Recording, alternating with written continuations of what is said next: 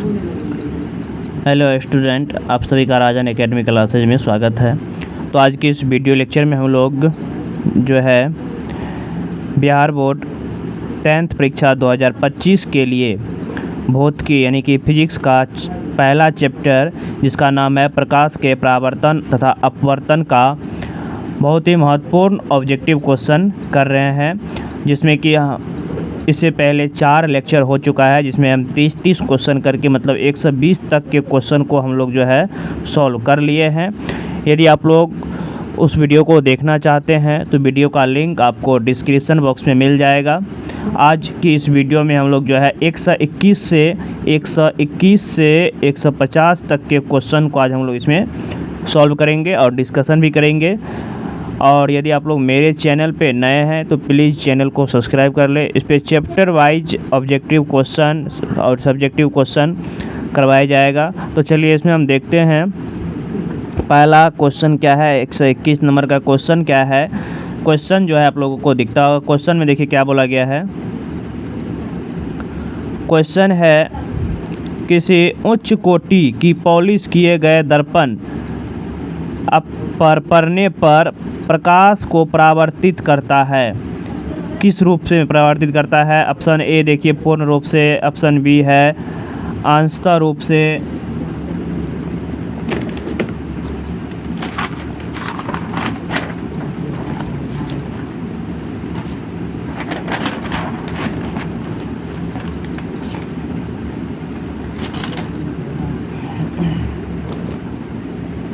तो देखिए यहाँ पे ऑप्शन दिख रहा है आपको।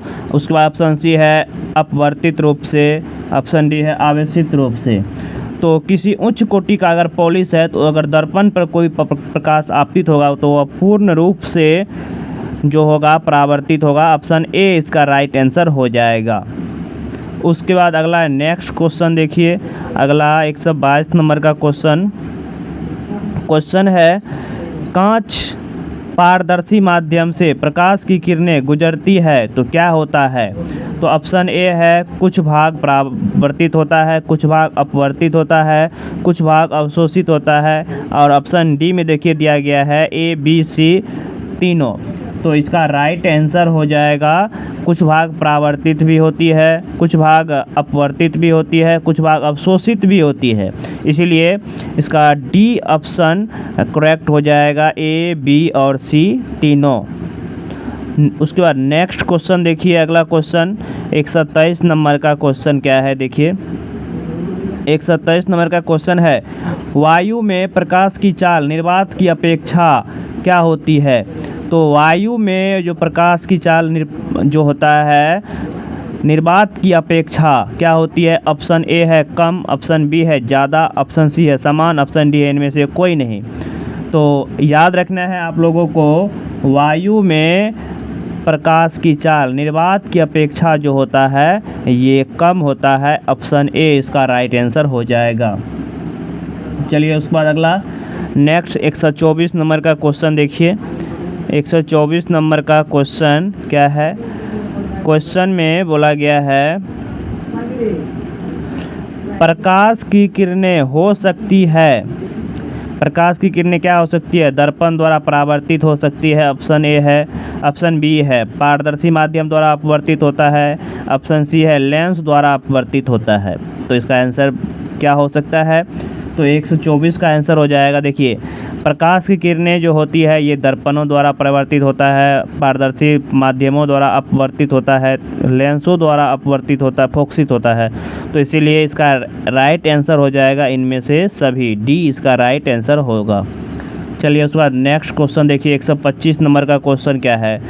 125 नंबर का क्वेश्चन है, किसी पारदर्शी माध्यम से प्रकाश की किरणें गुजरने पर आपतन कोण और निर्गत किरण में क्या संबंध होता है?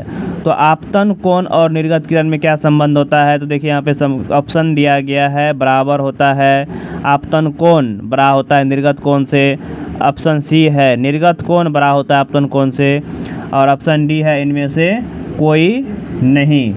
तो इसका राइट आंसर हो जाएगा बराबर होता है, यानी कि आपतन कोण और निर्गत कोण क्या होता है? बराबर होता है। ऑप्शन ए इसका राइट आंसर हो जाएगा।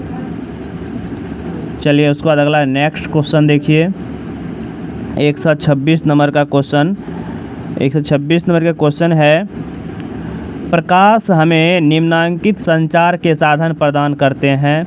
ऑप्शन देखिए क्या सब दिया गया है, कांच, रेशे से बनी तंतु, प्रकाशिक केबल, के टेलीफोन, इनमें से सभी। तो 126 का इनमें से सभी हो जाएगा, ऑप्शन डी इसका राइट आंसर हो जाएगा। चलिए उसके बाद अगला 127 नंबर का क्वेश्चन देखिए। 127 नंबर का क्वेश्चन है, प्रकाश तरंग होती है। तो प्रकाश तरंग क्या होती है? चुंबकीय तरंग होती है, विद्युत चुंबकीय तरंग होती है, या विद्युत तरंगें होती है, इनमें से कोई नहीं होगी। तो ये क्वेश्चन इससे पहले भी आ चुका है। प्रकाश तरंग जो होता है ये विद्युत चुंबकीय तरंगें होती है, ऑप्शन बी इसका राइट आंसर हो जाएगा। चलिए उसके बाद नेक्स्ट क्वेश्चन 128 नंबर का क्वेश्चन देखिए। क्वेश्चन है, प्रकाश की निर्वात में चाल C1 और प्रकाश के माध्यम में चाल V1, तो अपवर्तनांक का मान क्या होगा? तो देखिए अपवर्तनांक का जो मान होगा वह क्या होगा, तो वह हम जानते हैं अपवर्तनांक को n से लिखा जाता है। निर्वात में प्रकाश की चाल बट उस माध्यम में प्रकाश की चाल के अनुपात को क्या कहते हैं? अपवर्तनांक कहते हैं। तो इसीलिए इसका राइट आंसर ए हो जाएगा, n बराबर C1/V1। चलिए उसके बाद अगला नेक्स्ट क्वेश्चन देखिए 129 नंबर का क्वेश्चन क्या है। 129 नंबर का क्वेश्चन में बोला गया है, कांच के स्लैब से होकर गुजरने वाली किरणें के लिए आपतित किरण और निर्गत किरण एक दूसरे के क्या होती है? ऑप्शन ए है असमांतर होती है, एक ही सरल रेखा में होती है, समांतर होती है, इनमें से कोई नहीं। तो आप लोगों को याद रखना है, इसका राइट आंसर हो जाएगा 129 का समांतर होती है, ऑप्शन सी इसका राइट आंसर होगा। कांच के स्लैब से होकर गुजरने वाली किरण के लिए आपतित किरण और निर्गत किरण क्या होती है? समांतर होती है। चलिए उसके बाद नेक्स्ट क्वेश्चन देखिए 130 नंबर का क्वेश्चन। 130 नंबर का क्वेश्चन है, क्रांतिक कोण सघन माध्यम में वह आपतन कोण है जिसके लिए विरल माध्यम में अपवर्तन कितना होता है? तो ये तो पता ही है सबको, ये क्रांतिक कोण सघन माध्यम में वह आपतन कोण, इसके लिए विरल माध्यम में आपतन कोण कितना डिग्री होता है? तो यह 90 डिग्री का होता है, ऑप्शन सी इसका राइट आंसर हो जाएगा। चलिए 31 नंबर का क्वेश्चन देखिए। यहाँ पे अगला क्वेश्चन 31 का एक है, वायुमंडलीय अपवर्तन के कारण ही आकाश में चंद्रमा टिमटिमाते हैं, तारा टिमटिमाते हैं, अन्य ग्रह टिमटिमाते हैं, इनमें से कोई नहीं। तो ये एनसीईआरटी का क्वेश्चन है, वायुमंडलीय अपवर्तन के कारण जो है तारे टिमटिमाते हैं, ऑप्शन बी इसका राइट आंसर हो जाएगा।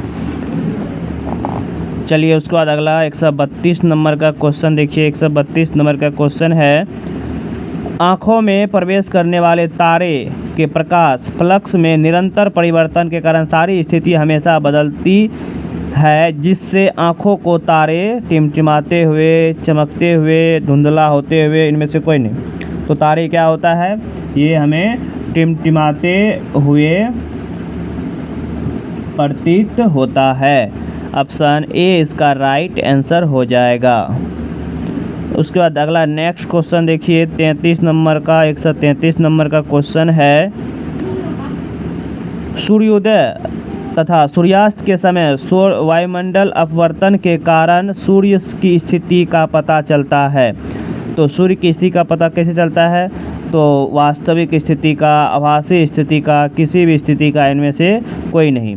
तो देखिए सूर्योदय और सूर्यास्त के समय वायुमंडलीय अपवर्तन के कारण सूर्य की स्थिति का जो हमें पता चलता है, ये वास्तविक स्थिति नहीं, आभासी स्थिति का पता चलता है। मतलब वह ढलता नहीं है, मतलब आभासी है, वास्तव में नहीं रहता है। तो ऑप्शन बी इसका राइट आंसर हो जाएगा, आभासी स्थिति का पता चलता है। अगला नेक्स्ट क्वेश्चन देखिए 134 नंबर का क्वेश्चन है, किस कारण से सूर्योदय एवं सूर्यास्त के समय सूर्य की चक्रिका चपटी प्रतीत होती है? तो ऑप्शन ए है वायुमंडलीय अपवर्तन के कारण, ऑप्शन बी है वायुमंडलीय परावर्तन के कारण, ऑप्शन सी है वायुमंडलीय कंपन के कारण, ऑप्शन डी इनमें से कोई नहीं। तो आप लोगों को याद रखना है हमेशा वायुमंडलीय अपवर्तन के कारण ही जो है हमें सूर्य चपटी प्रतीत होती है। ऑप्शन ए इसका राइट आंसर हो जाएगा। चलिए उसके बाद अगला नेक्स्ट क्वेश्चन देखिए 135 नंबर का क्वेश्चन। 135 नंबर के क्वेश्चन बोला गया है, छोटे अक्षरों को पढ़ने के लिए निम्न में से कौन सा उपयुक्त होगा। तो ये क्वेश्चन पहले भी आ चुका है। तो छोटे अक्षरों को पढ़ने के लिए निम्न में से कौन सा प्रयुक्त होगा। तो 50 सेंटीमीटर या बोल सकते हैं 0.5 मीटर फोकस दूरी वाले उत्तल लेंस। तो ऑप्शन ए इसका राइट आंसर हो जाएगा। चलिए उसके बाद अगला नेक्स्ट क्वेश्चन देखिए 136 नंबर का क्वेश्चन क्या है। क्वेश्चन हमें बोला गया है, वास्तविक वस्तु का वास्तविक प्रतिबिंब नहीं बनता है तो कौन से दर्पण में। तो ऑप्शन ए है समतल एवं उत्तल दर्पण में, ऑप्शन बी है उत्तल और अवतल दर्पण में, ऑप्शन सी है समतल और उत्तल दर्पण में, ऑप्शन डी है इनमें से कोई नहीं। तो 136 का राइट आंसर हो जाएगा, वास्तविक वस्तु का वास्तविक प्रतिबिंब नहीं बनाता है तो ये समतल दर्पण तथा उत्तल दर्पण, ऑप्शन ए इसका राइट आंसर हो जाएगा। चलिए उसके बाद अगला नेक्स्ट क्वेश्चन देखिए 137 नंबर का क्वेश्चन क्या है, वस्तु से छोटा प्रतिबिंब बनता है कौन दर्पण में। ऑप्शन ए है अवतल दर्पण में, ऑप्शन बी है उत्तल दर्पण में, ऑप्शन सी है समतल दर्पण में, ऑप्शन डी है ए और बी दोनों। तो देखिए वस्तु से छोटा प्रतिबिंब जो बनता है ये कभी अवतल दर्पण में भी बन जाता है और कभी उत्तल दर्पण में भी बन जाता है, इसलिए ऑप्शन डी देखिए यहाँ पे दिया गया है ए और बी दोनों। तो ऑप्शन डी इसका राइट आंसर हो जाएगा। अगला नेक्स्ट क्वेश्चन देखिए 138 नंबर का क्वेश्चन है, एक उत्तल लेंस की फोकस दूरी 20 सेंटीमीटर है तो लेंस की क्षमता क्या होगी। हमें P निकालना है। P बराबर फार्मूला जानते हैं 1/f, अगर सेंटीमीटर में है तो 100 और मीटर में रहता तो 1, तो यानी कि 100 बटे फोकस दूरी 20 दिया हुआ है तो 20 पंच 100, तो 5 डायोप्टर कौन लेंस है, उत्तल लेंस है तो +5 डायोप्टर होगा।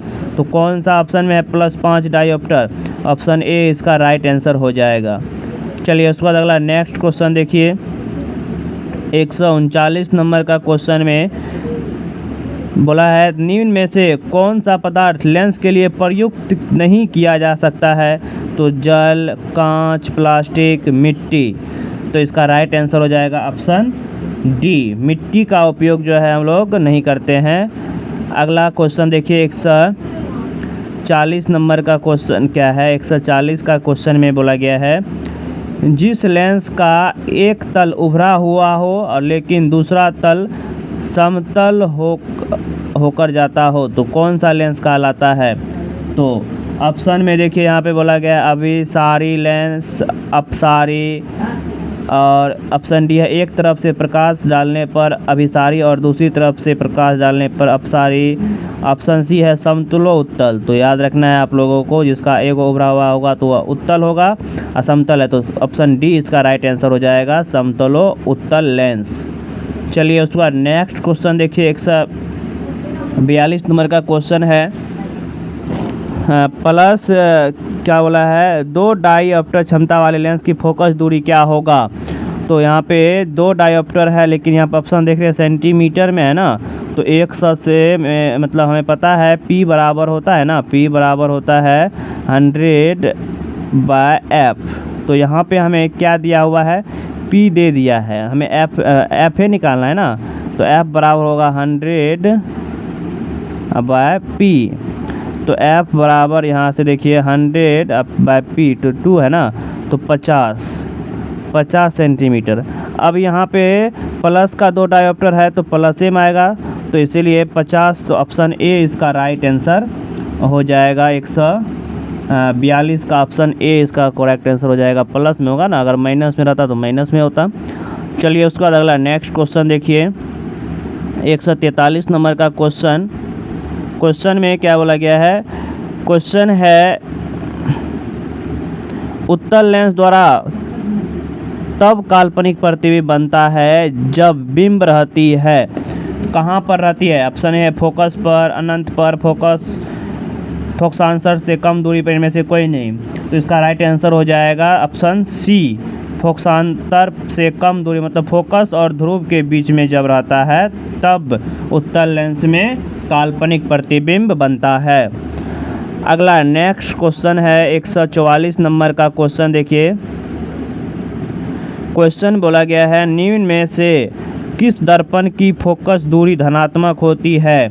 तो फोकस दूरी धनात्मक होती है तो ऑप्शन ए देखिए समतल दर्पण, ऑप्शन बी है उत्तल दर्पण, ऑप्शन सी है अवतल दर्पण, ऑप्शन डी इनमें सभी।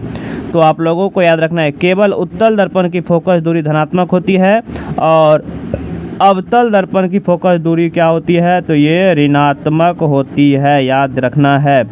अवतल दर्पण की फोकस दूरी धनात्मक और नहीं उत्तल का धनात्मक अवतल का ऋणात्मक। चलिए उसके बाद अगला नेक्स्ट क्वेश्चन देखिए 145 नंबर का क्वेश्चन में बोला गया है किसी बिंब का अनंत पर प्रतिबिंब प्राप्त करने के लिए बिंब को उत्तल लेंस के सामने रखे, कहाँ पे रखेंगे। तो ऑप्शन ए है लेंस और फोकस के बीच, ऑप्शन बी है फोकस दूरी की दुगुनी, ऑप्शन सी है अनंत पर, ऑप्शन डी है लेंस के प्रकाशीय केंद्र और मुख्य फोकस के बीच। तो इसका राइट आंसर हो जाएगा लेंस के मुख्य फोकस पर रखेंगे तब प्रतिबिंब अनंत पर बनेगा। ऑप्शन ए इसका राइट आंसर हो जाएगा। चलिए उसके बाद अगला नेक्स्ट क्वेश्चन देखिए 146 नंबर का क्वेश्चन है निम्न में किस लेंस की फोकस दूरी धनात्मक होती है। तभी तुरंत बताए हैं। तो उत्तल लेंस की फोकस दूरी क्या होती है धनात्मक होती है और अवतल लेंस की फोकस दूरी क्या होती है ऋणात्मक होती है। चलिए उसका नेक्स्ट क्वेश्चन 147 नंबर का क्वेश्चन यहाँ पे क्या बोला गया है देखिए 147 नंबर का क्वेश्चन है यू, वी और एफ के विशिष्ट मानों के लेंस सूत्र क्या होता है। तो लेंस सूत्र का फार्मूला ही होता है, लेंस सूत्र का फार्मूला होता है 1/v minus 1/v minus 1/u बराबर 1/f। तो ये कौन से ऑप्शन में है तो ऑप्शन बी देखिए 1/v माइनस 1/u बराबर 1/f, या कभी कभी ऐसे भी रहता है r/2 भी रहता है। चलिए उसका अगला नेक्स्ट क्वेश्चन देखिए 148 नंबर का क्वेश्चन देखिए क्वेश्चन है अवतल लेंस के प्रकरण में प्रतिबिंब हमेशा आभासी बनता है तो आवर्धन सदा क्या होगा। अगर प्रतिबिंब हमेशा आभासी बने तो आवर्धन का मान क्या होगा धनात्मक ही होगा। तो देखिए ऑप्शन में दिया गया है कौन सा ऑप्शन में धनात्मक है तो ऑप्शन ए इसका राइट आंसर हो जाएगा। ठीक है चलिए अगला क्वेश्चन देखिए अगला क्वेश्चन 149 का, यहाँ तक ये हमारा लास्ट क्वेश्चन है। अगले वीडियो लेक्चर में फिर से 150 से क्वेश्चन को सॉल्व करेंगे। लगभग प्रकाश के परावर्तन और अपवर्तन में 200 ऑब्जेक्टिव होगा जिसमें सभी टाइप से जितने भी क्वेश्चन बनते हैं ऑब्जेक्टिव का सभी क्लियर हो जाएगा। तो चलिए इसमें 149 नंबर का क्वेश्चन है उत्तल लेंस के प्रकरण में जब प्रतिबिंब वास्तविक प्राप्त होता है तो आवर्धन क्या होगा। अगर प्रतिबिंब वास्तविक प्राप्त होगा तो आवर्धन जो होगा क्या होगा ऋणात्मक होगा। तो ऑप्शन बी में देखिए यहाँ पे क्या दिया है ऋणात्मक, और आभासी प्राप्त होगा तो धनात्मक। तो इसमें हम 149 तक के क्वेश्चन को सॉल्व किए हैं। अगले वीडियो लेक्चर में 150 तक के क्वेश्चन को हम लोग जो है सॉल्व करेंगे। और यदि आप लोगों को वीडियो अच्छा लगा हो तो प्लीज़ वीडियो को लाइक एंड सब्सक्राइब करें। धन्यवाद।